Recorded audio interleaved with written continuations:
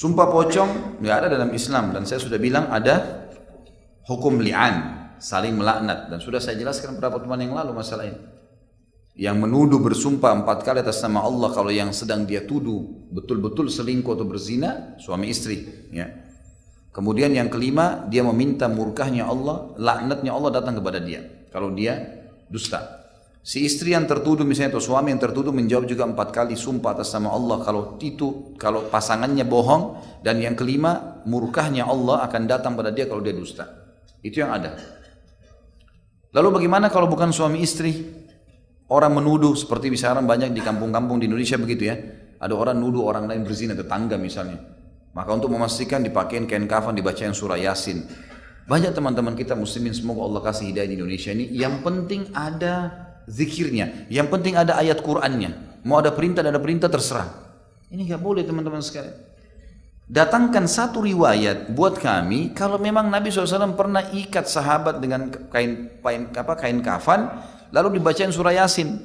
Ada nggak pernah riwayatnya? Kan gitu. Kita kan punya syariat jelas. Kenapa kok harus berbuat hal-hal yang tidak ada perintahnya?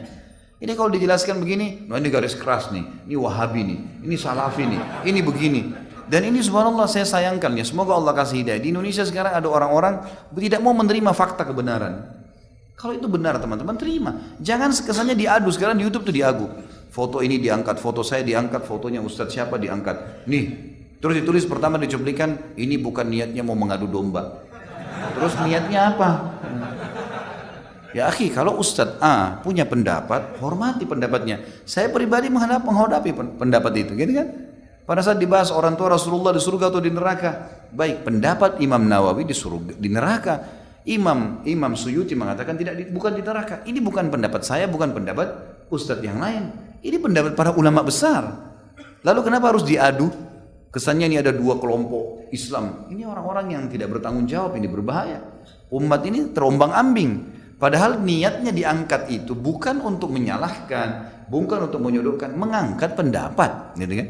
Kalau antum misalnya punya pendapat, antum merasa benar, jalankan, silahkan. Semua bertanggung jawab di depan Allah. Saya sudah bahasakan teman-teman, di muka bumi ini seperti orang yang sedang belanja di supermarket. Ambil apa sepuas antum, pilih merek apa saja, tapi lewat kasir. Pasti.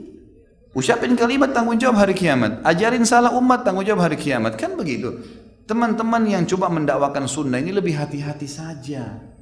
Ada dalilnya kerjakan, tidak ada jangan dikerjain. Berbahaya kan gitu. Untuk lebih hati-hati. Kenapa harus disorotin? Kenapa harus dianggap salah? Masalahnya. Dan ini kayak diadu, kesannya diadu. Bukan. Kalau antum merasa nggak apa-apa, sampaikan aja, lolosin aja. Sudah fadhal, silahkan. Lakukan saja. Semua tanggung jawab kan? Tapi jangan saling menyalahkan, kan begitu. Tujuannya hanya itu kok, ya. Allahu a'lam. Mudah-mudahan Allah memberikan umat Islam di Indonesia ini petunjuk yang benar, ya. Dan saya menyampaikan dalam penyampaian ini, teman-teman kita, dai-dai, ya, para ustadz-ustadz, para kiai, yang memang melihat ada sesuatu yang keliru dari ceramah saya sangat terbuka. Silakan Anda hubungi saya dan ingatkan saya, anggap saya sebagai seorang murid atau saya seorang saudara muslim, penuntut ilmu yang perlu diingatkan. Kita diskusikan dengan cara baik-baik dan jangan sampai para ustadz-ustadz dan para dai ini malah diadu domba oleh orang-orang yang tidak bertanggung jawab. Karena tidak ada niat teman-teman sekalian untuk menjatuhkan NU kah, Muhammadiyah kah, kelompok ini kah, kelompok itu kah. Kita semua bersaudara. Muslim syahadat. Tuhan kita satu, Nabi kita satu, kitab kita satu. Lalu ada apa berantem-beranteman ini? Dan tidak ada tujuan untuk sampai ke situ.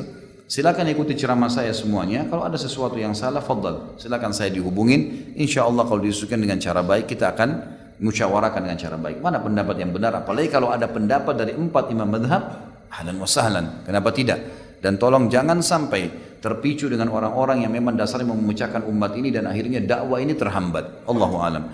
Subhanakallahumma bihamdika asyhadu an la ilaha illallah astaghfirullah wa atubu ilaik. Wassalamualaikum warahmatullahi wabarakatuh.